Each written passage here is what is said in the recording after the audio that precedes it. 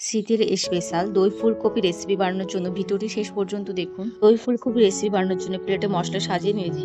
তেলের মধ্যে কেটে রাখা আলুগুলো দিয়ে স্বাদ মতো লবণ হলুদ গুঁড়ো দিয়ে আলুটাকে হালকা ভেজে নিতে হবে।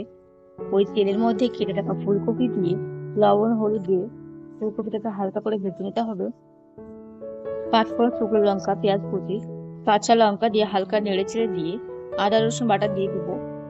আদা রসুন বাটা দিয়ে ভালো করে নেড়ে চেড়ে দিয়ে গোটা এলাচ, মতো লবণ, হলুদ গুঁড়ো, লঙ্কা গুঁড়ো, ধনে পাউডার, জিরে পাউডার, কাশ্মীরি লাল লঙ্কা গুঁড়ো দিয়ে সামান্য একটু জল দিয়ে মশলাটাকে কষিয়ে নিতে হবে। মশলা থেকে তেল বেরোতে শুরু করে দিয়েছে। আলু ফুলকপি দিয়ে মশলার সাথে ভালো করে মাখিয়ে নিতে হবে। ফ্যাটানো টক দই দিয়ে মশলার সাথে ভালো করে মাখিয়ে নিতে হবে।